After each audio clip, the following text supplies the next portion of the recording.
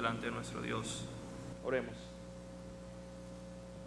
Mi Dios y Padre amado que estás en el cielo, te damos gracias por la oportunidad, Señor, por el privilegio que tú nos concedes en esta noche, poder alabar tu nombre, Señor, poder participar de este culto, de la confraternidad con los hermanos, Señor. Gracias por habernos traído aquí a tu iglesia, pero más que todo y como siempre, Señor, te damos las gracias por el privilegio que tenemos, Señor, de escuchar tu palabra. Y en esa noche, Señor, pedimos tu dirección, pedimos que tú hables a nuestros corazones, Señor, que tu palabra pueda ser clara, pueda ser directa, que tú nos des el entendimiento mediante tu Santo Espíritu, Señor, para poder comprender las verdades que están en ella y de igual forma poder aplicarlas, Señor. Padre, también te pido para que tú me des la porción de tu gracia, Señor, necesaria para llevar ese mensaje, Señor, que vaya de acuerdo a lo que tú has estipulado en tu palabra. Bendice a mis hermanos en esta noche, Señor. Bendice este tiempo que vamos a tener y dirígenos, Señor, en el santo nombre de tu Jesús. Amén y amén. Pueden sentarse. No sé si recuerdan la última vez que tuvimos la oportunidad de compartir la palabra del Señor desde el púlpito, fue hace 2 domingos.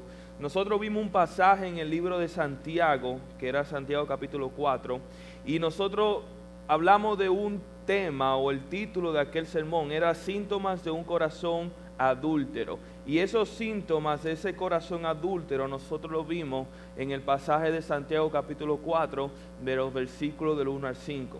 Nosotros habíamos hablado en aquella ocasión de que los síntomas que nosotros vemos aquí eran, número 1, guerras y pleitos entre los hermanos.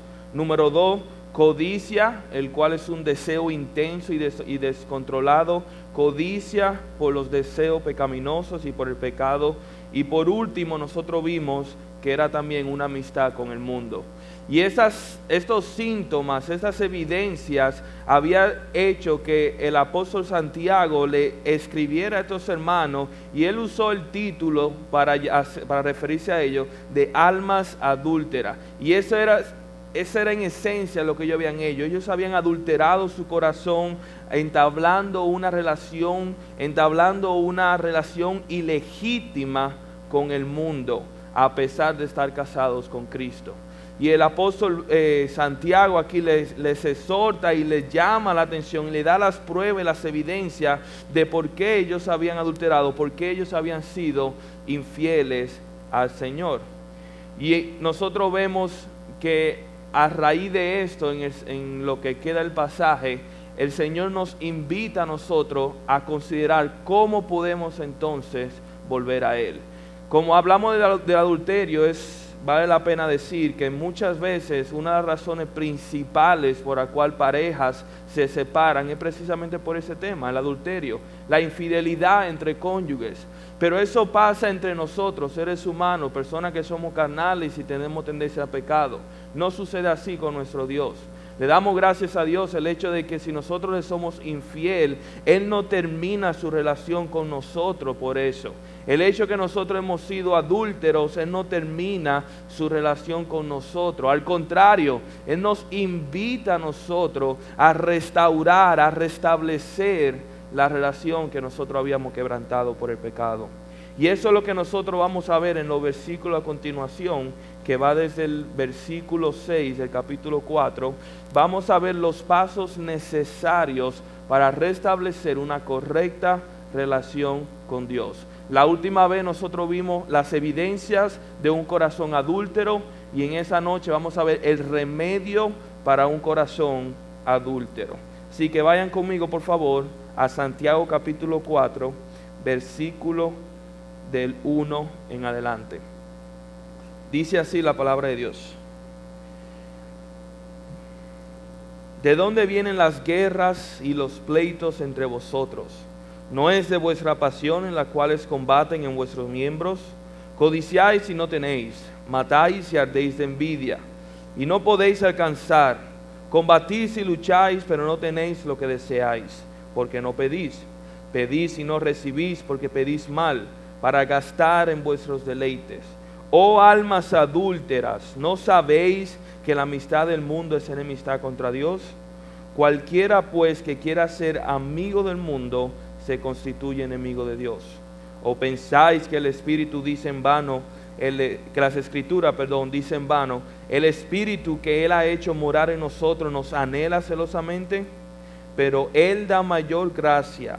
Por eso dice, Dios resiste a los soberbios y da gracia a los humildes. Someteos pues a Dios, resistid al diablo y huirá de vosotros. Acercaos a Dios y Él se acercará a vosotros. Pecadores, limpiad las manos, y vosotros de doble ánimo, purificad vuestros corazones. Afligíos y lamentad y llorad. Vuestra risa se convierta en lloro y vuestro gozo en tristeza. Humillaos delante del Señor y Él os exaltará. Que el Señor bendiga su santa palabra.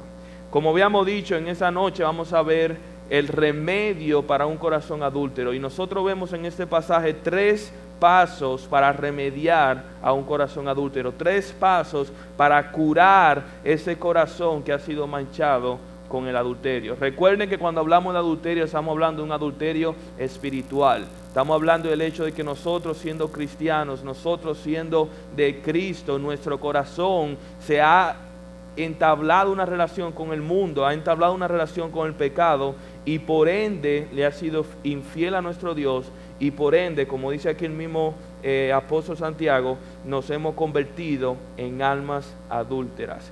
El primer paso que nosotros vemos en ese pasaje para restablecer y para curar nuestro corazón adúltero se encuentra en el versículo 6, y ese es humillarse ante Dios. El versículo 6 dice de la siguiente manera: pero Él da mayor gracia. Por eso dice, Dios resiste a los soberbios y da gracia a los humildes.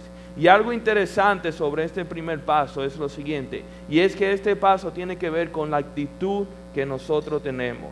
Yo no puedo restablecer mi relación con Dios si yo no reconozco primero que tengo que restablecer mi relación con Dios. Antes de yo querer solucionar un problema, en mi corazón debe haber la disposición para yo poder solucionar ese problema. O sea que este primer paso tiene que ver con una condición del corazón, tiene que ver con una disposición, con una actitud que toma el creyente ante su situación adúltera. Y algo interesante, el hecho que nosotros vemos que esa actitud nos ayuda a nosotros a tener disposición. Y yo voy a explicar en un segundo lo que quiere decir eso. Si existe un problema, y voy a usar en ese ejemplo una relación matrimonial, si existe un problema entre un esposo y una esposa, si existe un problema entre yo y mi esposa, y si yo reconozco que tengo que restablecer mi relación con ella, si yo reconozco que yo quiero arreglar ese problema, pues entonces yo voy a tener la disposición de hacer lo que sea necesario de manera que yo pueda restablecer mi relación. Yo estaría dispuesto a reconocer mis errores, yo estaría dispuesto a pedir ayuda si es necesario, estaría dispuesto a poner mi orgullo a un lado y con tal de poder solucionar nuestra diferencia. Y esa actitud me lleva a mí a poder soportar sea lo que sea necesario con el fin de lograr aquello a lo cual nos hemos dispuesto. Y sucede lo mismo con el Señor. Nosotros debemos tener esa actitud de humildad, porque esa actitud nos va a ayudar a nosotros a tener la disposición de agotar los pasos necesarios. Y cuando digo agotar los pasos, muchos de ellos van a hacer que nos lleven a nuestra rodilla, van a hacer que nos humillemos, van a hacer que nosotros confesemos nuestro pecado. Pero si entendemos la necesidad de hacerlo, vamos a estar dispuestos de hacerlo. Y eso es lo que quiere decir en esa parte. Ahora, el versículo comienza de la siguiente forma. Dice el versículo 6, pero Él da mayor gracia. Y esa frase es interesante. Muchas veces nosotros vemos ese versículo, un versículo que todos nosotros hemos leído o hemos encontrado en cualquier momento, y esa frasecita nosotros la pasamos por alto. Pero hay gran enseñanza y hay gran verdad en esta frase. Para nosotros poder entender lo que está diciendo, tenemos que ponerlo a la luz de los versículos anteriores que nosotros hemos visto. En los versículos anteriores nosotros nos dimos cuenta de que nosotros hemos adulterado contra Dios al querer ser amigos con el mundo. También nosotros vemos que la amistad que yo he tenido con el mundo me ha llevado a tener una codicia por las cosas que se encuentran en el mundo y a buscar el placer del pecado antes de buscar el placer de Dios. Y esa búsqueda de placer, esa búsqueda del hedonismo ha creado pleitos y ha creado guerra dentro de la iglesia, lo cual ha empujado y ha causado que la comunión y la armonía en el cuerpo de Cristo sea quebrantada. En otra palabra, nosotros estamos viendo todas estas faltas, nosotros estamos viendo todas estas actitudes pecaminosas, estos comportamientos pecaminosos que han herido, número uno, nuestra relación con el Señor y que han deteriorado nuestra relación con el Señor y también con la persona que nos rodea. Pero a pesar de este pecado, dice aquí que Dios está dispuesto a concedernos mayor gracia. Y ese versículo hace eco del versículo en Romanos capítulo 5, versículo 20, cuando dice: pero la ley se introdujo para que el pecado abundase. Mas cuando el pecado abundó, sobreabundó la gracia. Y eso es lo que significa esa frase. Cuando el Señor dice, pero Él da mayor gracia, lo que Él está diciendo es que no hay una falta, no hay una desobediencia, no hay un pecado que uno pueda hacer que pueda escapar de la gracia de nuestro Dios. No hay nada que nosotros podamos hacer que pueda escapar del alcance de la gracia de nuestro Dios, porque siempre la gracia de Dios será mayor que nuestro pecado o nuestra falta. Pero Él da mayor gracia a nosotros. Por esto dice, Dios resiste al soberbio y da gracia al humilde. Y aquí tenemos que definir los términos para poder extraer la enseñanza de este versículo. El primer término que nosotros vemos aquí es que Dios resiste al soberbio. ¿Y quién es el soberbio? Si nosotros vemos la definición bíblica del soberbio, podemos decir que es alguien que aparenta estar por encima de los demás. Es una persona altanera, es una persona que tiene una alta estima de sí mismo y en cierto caso, o mejor dicho, la mayoría de las veces, se cree superior a las personas que lo rodean. Y esta palabra de soberbia tiene una connotación de arrogancia, de desdeño y de altivez en la persona a la cual se califica. Nosotros vemos este ejemplo muchas veces en personas en la cual, y nosotros mismos también somos culpables, de una persona o aquel que nunca necesita ayuda. El soberbio se identifica por nunca necesitar ayuda. También aquel persona que lo sabe todo, no necesita hacer preguntas ya que conoce todo. O aquel persona que depende de sí mismo, yo sé cómo solucionar nuestro problema, yo puedo hacerlo, no necesito la ayuda de nadie. Sin embargo, a esos soberbios dice la palabra del Señor que el Señor tiene una posición hacia ellos. Y lo dice más adelante. ¿Qué es lo que dice? Dice que Dios resiste al soberbio. Y cuando dice resiste, se quiere decir, o se puede también decir que se opone, le hace frente, o sea, lucha contra el soberbio. La palabra se opone, o mejor dicho, la palabra resistir aquí en ese versículo, en el idioma original, que es el griego, es un término militar, o sea, es un término de guerra, y lo que significa es hacer frente al enemigo. Y tiene la idea de un ejército que está en el campo de batalla, el cual está esperando el ataque del enemigo, y ese ejército va a hacer todo lo posible para que el enemigo no penetre. No solamente eso, sino que va a atacar al enemigo y le va a hacer frente de manera que pueda ser derrotado. Y eso es precisamente lo que está diciendo el Señor. El Señor le hace frente, el Señor se mide cara a cara, Él se opone al soberbio. ¿Por qué? Varias razones. Número uno, el soberbio le roba la gloria a Dios. El soberbio, al querer hacer todo por su cuenta y querer hacer todo por sí mismo, él desecha y desprecia la gracia y la misericordia que Dios le está ofreciendo. El soberbio busca hacer por sí mismo lo que solo Dios puede hacer por él. Y en haciendo esto, él rechaza y roba la gloria de Dios. Isaías capítulo 2, versículo 11, el Señor dice aquí: la altivez de los ojos del hombre será abatida, y la soberbia de los hombres será humillada, y Jehová solo será exaltado en aquel día. ¿Qué versículo?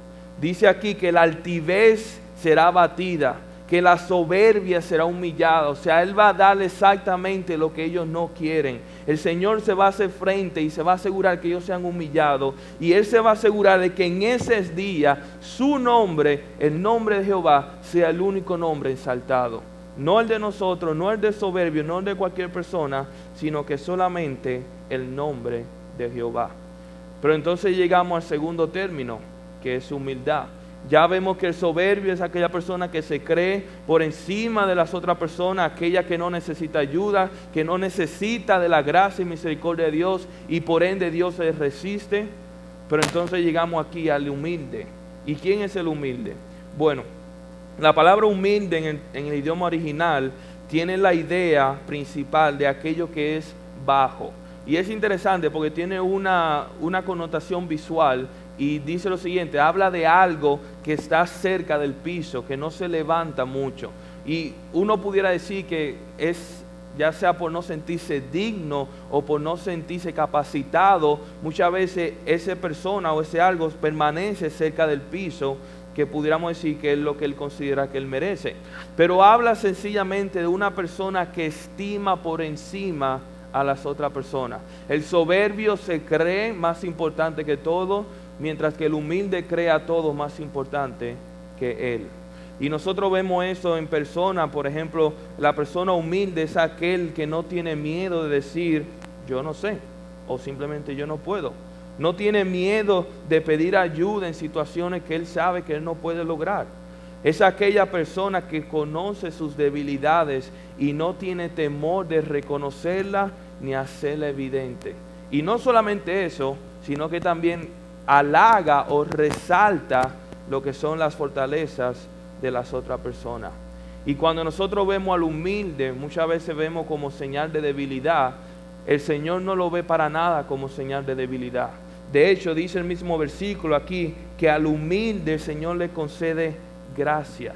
El Señor derrama su gracia sobre el humilde. El Señor invita al humilde a su presencia y hace de sus debilidades fortalezas en Cristo y en Dios. Un acercamiento completamente distinto al soberbio.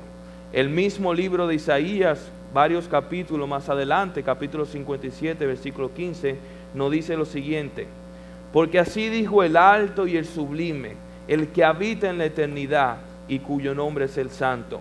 Dice: yo habito en la altura y la santidad, y con el quebrantado y humilde de espíritu, para hacer vivir el espíritu de los humildes y para vivificar el corazón de los quebrantados. O sea, Dios está diciendo: yo habito en las alturas, yo habito en la santidad, pero también habito entre el quebrantado y entre el humilde de espíritu. Y esa debilidad que Él tiene y esa humildad que Él puede tener, dice que yo la hago vivir y yo vivifico el corazón del quebrantado.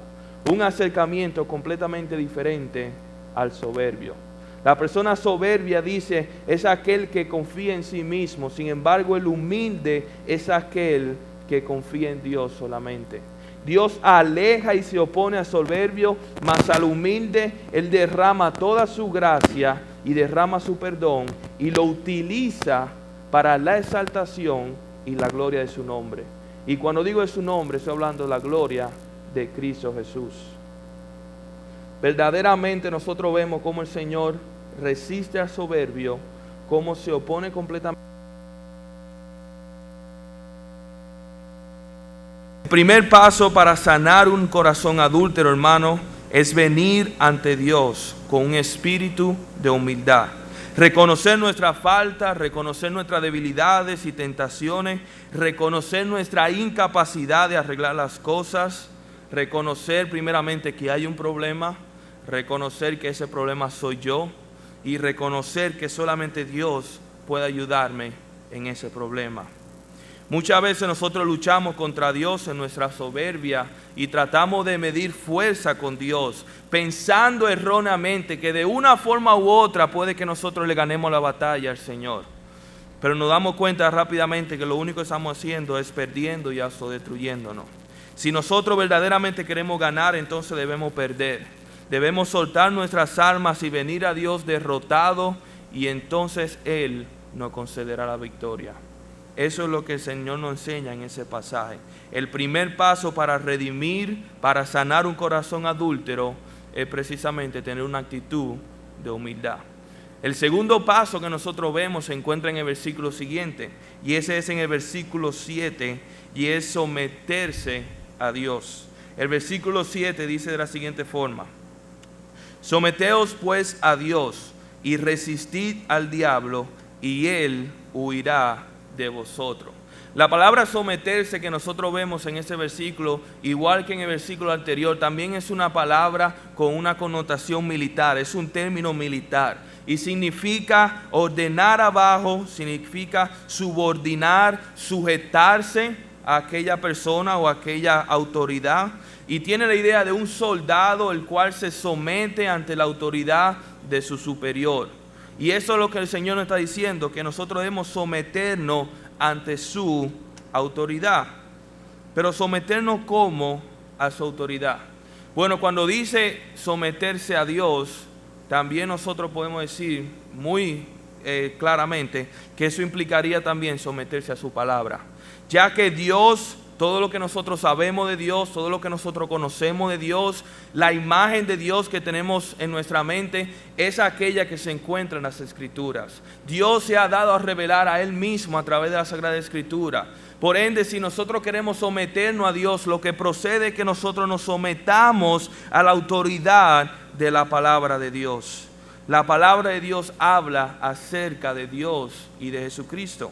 Juan capítulo 5, versículo 39 apoya eso, cuando el mismo Señor Jesucristo le decía a fariseos de la siguiente forma: escudriñad las Escrituras, porque a vosotros parece que en ellas tenéis la vida eterna. Ellas son las que dan testimonio de mí. Jesucristo decía a los fariseos: ustedes buscan en la Sagrada Escritura el camino a la vida eterna, pero lo que ustedes no saben es que las Escrituras hablan de mí y yo soy la vida eterna. Pero ¿qué significa esto? ¿Qué significa someterme a Dios? ¿Qué significa someterme a su palabra? Bueno, número uno, significa poner mi vida bajo la autoridad de la palabra de Dios. Poner mi vida bajo la autoridad de la palabra de Dios. Y es vivir mi vida en los parámetros que su palabra ha establecido. La palabra de Dios no ha trazado un camino, no ha trazado una senda en la cual el cristiano debe andar. Y ese es el camino que nosotros debemos andar. Aquellas cosas que el Señor dice que sí debemos hacer, debemos hacerlas. Aquellas cosas que el Señor dice que no debemos hacer, debemos no hacerlas. Y si no sabemos qué hacer, pues tenemos que ir a la palabra de Dios para saber entonces qué debemos hacer. Eso es lo que significa someterse a la palabra de Dios. Eso es lo que significa someterse a Dios mismo. De la misma forma que un hijo se somete a su padre, es como nosotros debemos someternos a Dios. El hijo que se somete a su padre no actúa sin el consentimiento ni la aprobación de su padre. Y todo lo que hace, él hace con el propósito de agradar a su padre. Y qué mayor ejemplo nosotros vemos que hacer lo mismo con nuestro Padre espiritual. De hecho, el autor de Hebreos usa el mismo ejemplo de un padre paternal para hablar de cómo nosotros debemos someternos a Dios. Cuando dice en Hebreos capítulo 12, versículo 9, dice de la siguiente forma: por otra parte, tuvimos a nuestros padres terrenales que nos disciplinaban y nosotros lo venerábamos. ¿Por qué no obedeceremos mucho mejor al Padre de los Espíritus y viviremos?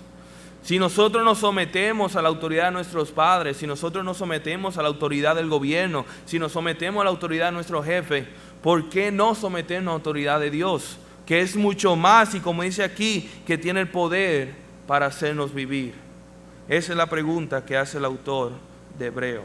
Pero este sometimiento a Dios, esta subordinación a Dios, debe ser un sometimiento por completo, no parcial.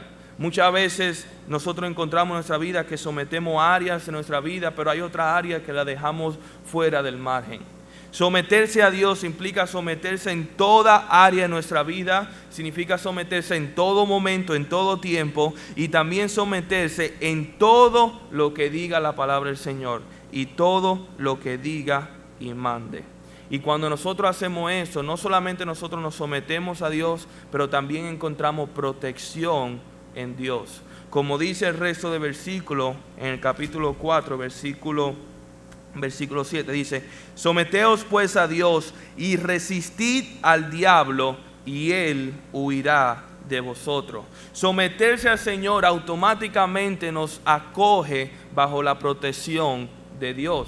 Cuando yo, si soy militar, me someto a la autoridad de mi capitán, si él me dice o él hace algo, yo estoy bajo su cuidado. Y si yo cometo un error, si obedeciéndole a él puede que yo haya faltado en otra persona, pues entonces la responsabilidad cae sobre mi superior, no sobre mí, porque yo he estado obedeciendo sus órdenes. Sin embargo, nosotros sabemos que Dios no se va a equivocar y sabemos que nada que Él va a hacer va a causarnos nuestro malestar o puede causarnos un mal a nosotros. Al contrario, todas las órdenes que Él nos da es básicamente para nuestro bienestar. Y aquí cuando nosotros nos sometemos a Dios, nos sometemos a su protección y como dice el versículo, podemos resistir al diablo. La palabra resistir que vemos aquí es la misma del versículo anterior, cuando es también un término militar diciendo haciendo frente, significa oponiéndonos al diablo. Muchas veces nosotros queremos oponernos al diablo sin someternos al Señor y eso resultará simplemente en derrota. El proceso es primero me someto al Señor y una vez sometido al Señor, una vez sometido y rendido ante su autoridad, es que entonces podemos hacerle frente al enemigo. Cuando me someto a Dios y a su palabra, me ubico bajo la protección de Dios ante los ataques del maligno, ya que ese es precisamente uno de los propósitos de la palabra del Señor.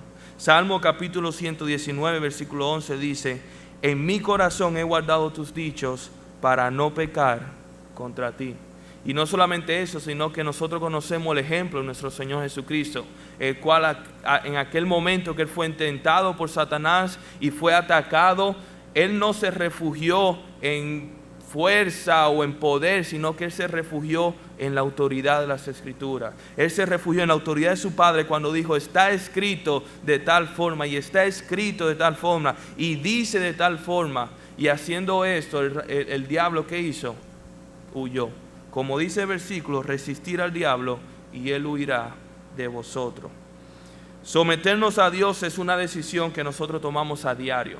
No es algo que nace natural de nosotros. Como seres humanos y como pecadores, nuestra tendencia pecaminosa nos revela y nos empuja a desobedecer a nuestro Dios. Pero tenemos que tomar una decisión consciente a diario de someternos a la autoridad de Cristo. Es reconocer su autoridad sobre la mía, reconocer mi subordinación ante Él y ponerlo en práctica. Es morir a mis intereses, lo cual se inclinan al pecado, y buscar agradar a mi Salvador y buscar sus intereses. Esto es lo que significa someterse a Dios.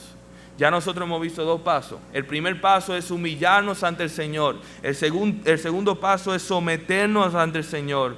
Y el apóstol Santiago nos da un tercer paso en el versículo 9. Y ese es acercarnos a Dios. Dice el versículo 8. Acercaos a Dios y Él se acercará a vosotros.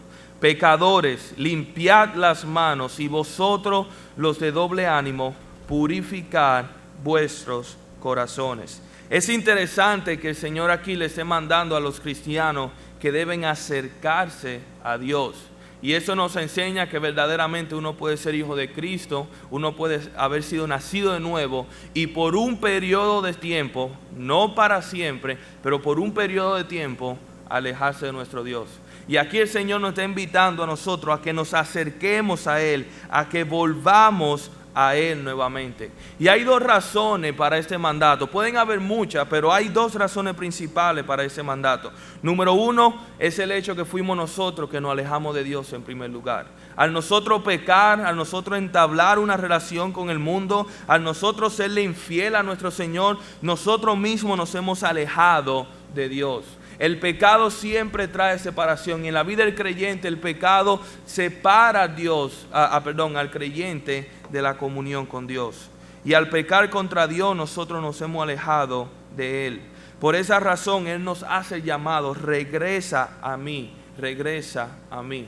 Y eso hace eco también a la historia del hijo pródigo, en el cual nosotros vemos que él en su orgullo y en su búsqueda de los placeres del mundo, él pidió a su padre que le dé toda su herencia, él le faltó el respeto a su padre, le ofendió a su padre y se fue a vivir la vida del mundo.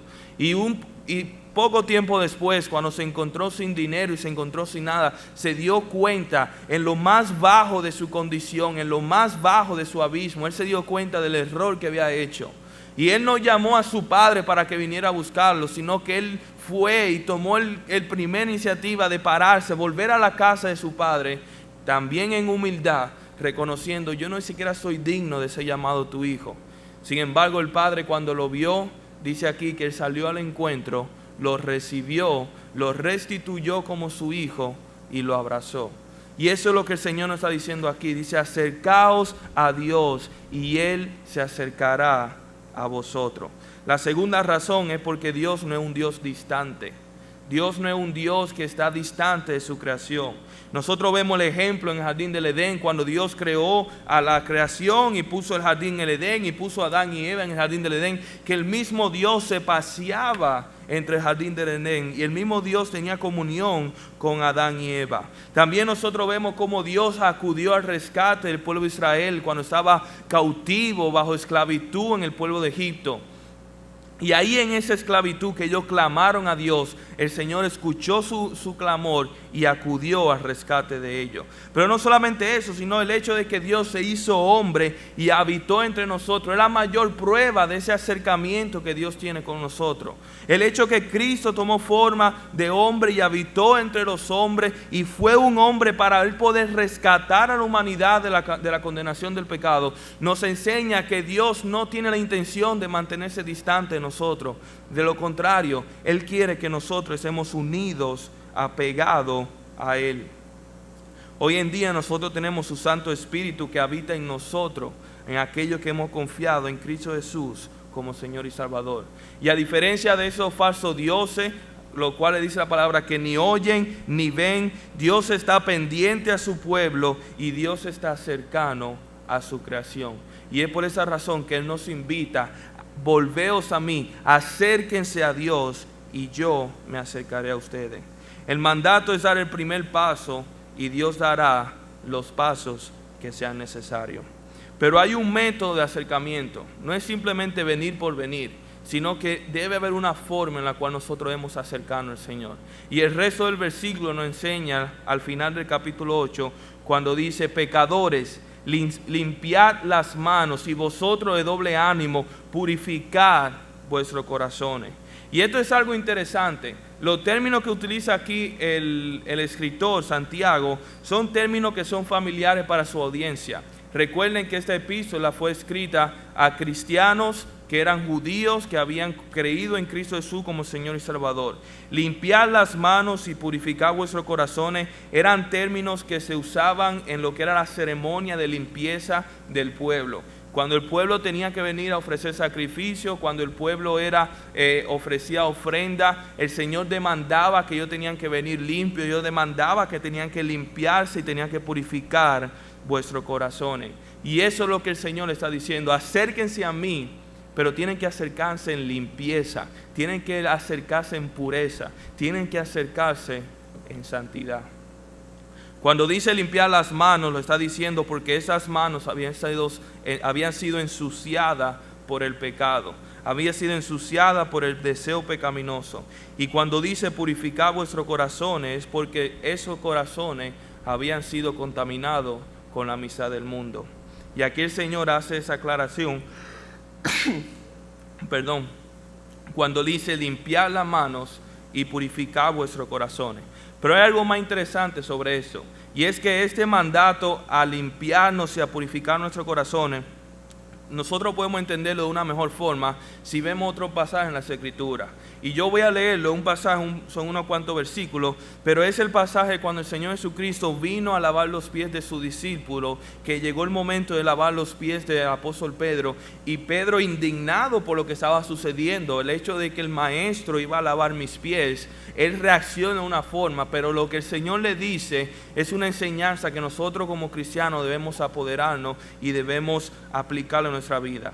Juan capítulo 13, versículo 4 al 10 dice de la siguiente forma: se levantó de la cena y se quitó su manto, y tomando una toalla se la ciñó. Luego puso agua en un lebrillo y comenzó a lavar los pies de los discípulos y a enjuagarlos con la toalla con que estaba ceñido. Entonces vino a Simón Pedro, y Pedro le dijo: Señor, ¿tú me lavas los pies? Y respondió Jesús y le dijo: lo que yo hago tú no lo comprendes ahora, mas lo entenderás después. Pedro le dijo: no me lavarás los pies jamás. Y Jesús le respondió: si no te lavare, no tendrás parte conmigo. Le dijo Simón Pedro: Señor, no solo mis pies, sino también las manos y la cabeza. Y Jesús le dijo: el que está lavado no necesita sino lavarse los pies, pues está todo limpio, y vosotros limpios estáis, aunque no todos. Y este pasaje es interesante, porque aunque hace la referencia de algo, por así decirlo, terrenal, o sea, limpiando simplemente los pies, el Señor Jesucristo aprovecha y nos enseña grandes verdades bíblicas en esa conversación. Cuando el Señor está diciendo: yo tengo que lavarte de manera que tú puedas participar en lo que yo estoy, tomar parte conmigo, está haciendo referencia a que tú tienes que estar preparado, tú tienes que estar santo, limpio del pecado. Y cuando Pedro escucha eso, él dice: bueno, pues no solamente los pies, báñame entero. Mira, la cabeza, las manos, báñame entero. Y el Señor dice: no, Pedro, ya tú has sido lavado, ya tú estás limpio. Simplemente tengo que lavarte los pies. En otra palabra, tú has sido purificado, tú has sido santificado, pero como estás aquí en el mundo todavía, tus pies se han ensuciado con la tierra del mundo. Por ende, es necesario lavar los pies. Hebreo capítulo 10, versículo 19, 22 nos enseña mejor aún el principio detrás de este pasaje. Cuando dice así, hablando el Señor Jesucristo, dice versículo 19: así que, hermanos, teniendo libertad para entrar en el lugar santísimo por la sangre de Cristo, por el camino nuevo y vivo que Él nos ha abierto a través del velo, eso es de su carne, y teniendo un gran sacerdote sobre la casa de Dios, acerquémonos con corazón sincero, en plena certidumbre de fe, purificados los corazones de mala conciencia y lavados los cuerpos con agua pura. Y ese es el acercamiento que el Señor espera de nosotros, que nos acerquemos al Señor con manos lavadas, con pies lavados y con un corazón puro. Y ese lavamiento solamente es posible a través del sacrificio de Cristo en la cruz. Su sangre redentora es la única agua posible que puede limpiar nuestro pecado. Temporalmente, dígase mientras estamos aquí en la tierra, pero más que todo, pagar todo nuestro pecado por toda la eternidad.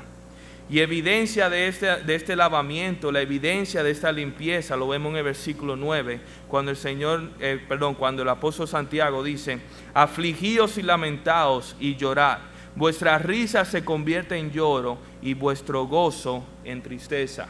Y aunque a simple vista uno pudiera decir: wow, o sea, yo pensaba que el propósito de una vida cristiana es vivirla con gozo. Sí, el Señor nos da gozo y tenemos gozo en Cristo. Pero si hay pecado en nosotros, si hay desobediencia, si nosotros hemos fallado a nuestro Señor, no podemos esperar estar en alegría y en gozo cuando sabemos que hemos estado en desobediencia.